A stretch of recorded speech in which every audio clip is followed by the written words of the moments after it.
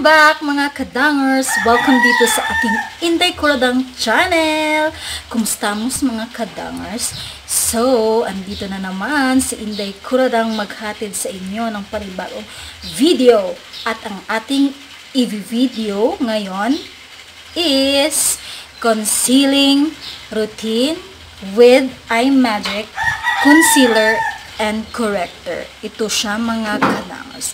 But before anything else, kung hindi ka pa nakasubscribe dito sa ating Inday Kuradang channel, mga kadangs, welcome. Mag-subscribe ka na dito sa ating Inday Kuradang channel and like this video also para bibo ang atong channel, mga kadangs. But before let's go muna tayo sa intro. Welcome back, mga kadangers! Boom! Para ni sa tanang mga dipulog, no? Right, so we are going to prep muna pag maglalagay tayo ng something sa ating mukha, mga kadangs. Especially mga foundation, we're going to conceal our face muna, guys. And yung face ko is prep na siya. I have my moisturizing cream na sa aking face. And ngayon, mga kadangs, is we're going to cover our face with this foundation, the EB Ever Belena All Day Liquid Foundation, mga kadangs. So, I'm in the shade, anong shade nito, mga sandstone. Yeah, so, ganda ng coverage ng nito mga kadangs. Ayun yung lumabas. Ayun yung lumabas.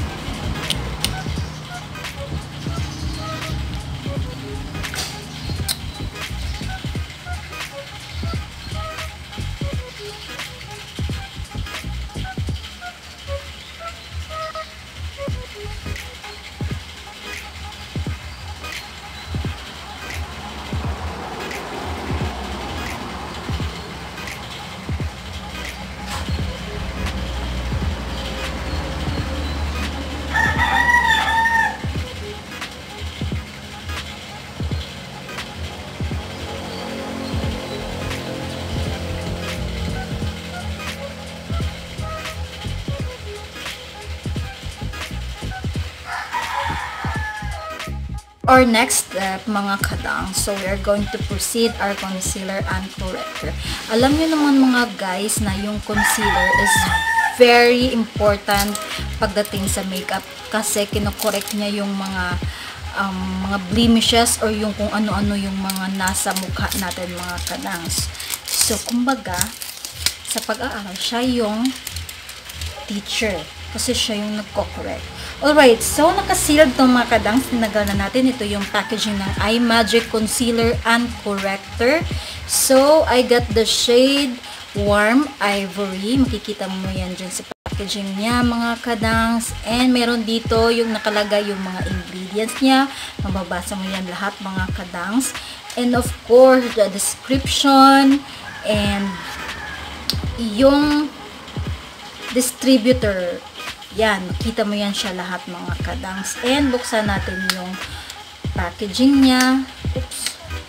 At ang hirap buksan. Alright, so here it is. Ay, wow, nice. So, yan po siya. So, parang nakikita ko sa kanya si Maybelline na concealer. Yeah, parang nakikita ko sa kanya si Maybelline. Though I don't have a Maybelline concealer, mga kadangs. So, ito siya, mga kadangs. Alright, pag-usapan natin ngayon yung gamit or use ng concealer, mga kadangs. Ang concealer is pwede mo siyang pang-highlight under eye area, mga kadangs. You can also use this as a highlighter sa mga highlighting area mo, like here, dito, and dito. And pwede mo siyang magiging eye primer kapag wala kang eye primer, mga kadangs. Pwede mo siyang gamitin. And also, you can correct that blemishes, pimples, and etc. Ganyan-ganyan, mga kadangs, na nasa mukha mo using a concealer and a corrector, mga kadangs, just like this. Alright, so we're going to use na this one, mga kadangs. So, let's watch first. Alright, so medyo maputi siya. I don't know kung bagay ba to sa akin. But let's try this one mga kadangs. We're going to put concealer under eye, and then we're going to put highlighter na din sa highlighting area natin. Bango. Parang amoy vanilla. Parang amoy lipstick siya mga kadangs. Ano niya? Wow. Ngayon lang ako ng concealer na mabango. Ayan. Yan yung gamit ng concealer. And we're going to put a concealer right here para highlighted yung ano natin guys, highlighting area natin. You can also put some concealer in your blemishes. Ganyan. Ang bango niya talaga, na amoy ko talaga yung ano niya guys. And also mga kadangs, you can use this concealer also as a highlight, guys mga kadangs, yung parang to clean up your brows, ganyan. And also an eye primer nga, as I mentioned kanina. Ayan, so the next step is to blend this out mga kadangs, kasi nagmumukha na tayong avatar. Right, let's go.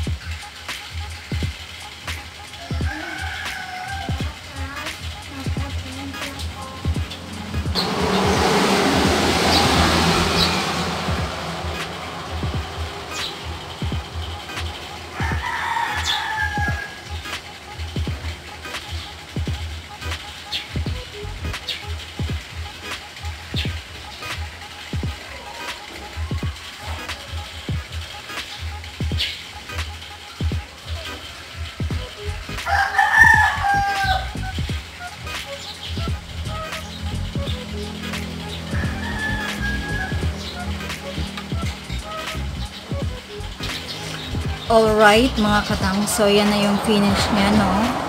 Diyan, as you can see, talagang binabrighten up niya yung under eye ko mga katangs. Super, diba? And after that, we are going to put everything in our face mga kadangs, and let's observe this concealer kung nagkikris ba siya or dali ba siyang mahulas, ganun. Ganun yun kasi yung mga hinahanap natin sa isang produkto mga kadangs, yung good performance but of course affordable. Alright, so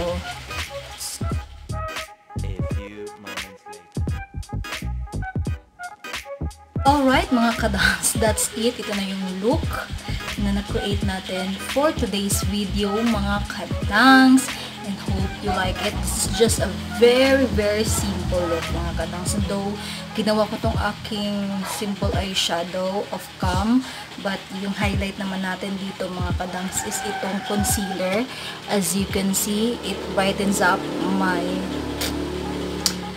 under eye area mga kadang. So we are going to observe furthermore.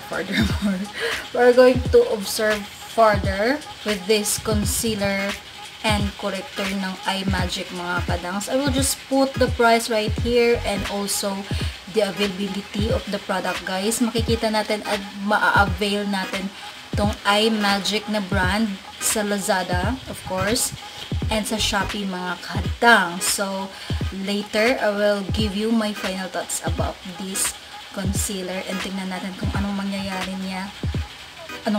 pala sa kanya dyan sa ating face. Alright, bye for now mga kadangers. So kahapon hindi ko natapos yung pag-finalize ko sa ating concealer na nire-review because of some errands mga kadangs. So, I want to give my final review and thoughts about the Imagic Concealer and Corrector mga kadangs. Alright, first sa packaging. I like the packaging. It's very simple and elegant mga kadangs. Next is the smell. Ito lang ata yung naamoy ko na concealer na sobrang bango niya. Para siyang dip and chip tint sa amoy. Parang vanilla yung amoy niya mga kadangs. And of course, yung nakuha ko na shade Warm Ivory, I thought na maputi siya. Masyado siyang maputi para sa akin. But nung finish ko na yung look, parang binabrighten up naman niya yung aking under eye area, which is thumbs up for me mga kadangs. Yung formula na guys, hindi siya gaanong thick, hindi rin siya gaanong watery. Sakto lang yung formula niya para sa akin mga kadangs, which is hindi siya difficult or hindi siya madali lang siyang i-blend mga kadangs. So kailangan mo lang talaga siyang i-blend. Mas maganda kung gagamitin mo is yung damp na beauty sponge para mas mapabilis at mapadali yung pag-blend mo sa kanya mga kadangs. And yung price niya is very affordable, and yung availability, gugura ka lang sa Shopee at sa Lazada, you can avail this product mga kadangs. So overall thoughts about this product, I give this a thumbs up kasi naano naman guys, na bigay naman niya yung ina-expect ko. So naglagay ako dito ng picture nung gabi na wear. Wala naman akong nakita na hindi ka nice sa kanya, hindi naman siya nag-decrease. Siguro sa pag-blend ko sa kanya mga kadangs, kasi yung pag-blend ko talaga sa kanya, though marami yung nalagay ko sa aking mukha, nga nagmukha ng aking avatar, pero yun mga kadangs, na nag-blend ko na siya ng maayos, at saka nag-bake ko din siya ng maayos. Yun yung sigurong dahilan kung bakit hindi ako nakikita ng hindi ka nice dyan.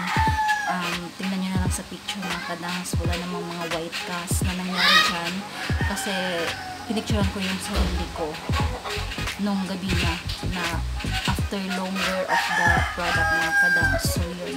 Alright, so I give this concealer a thumbs up mga kadangs. Alright, before I end this video guys, sana nakapag-subscribe ka na dito sa ating channel. Kung hindi ka pa nakapag-subscribe, like this video and don't forget to subscribe. Kita-kits na lang tayo sa ating next vlog. Thank you for watching mga kadangs. Bye!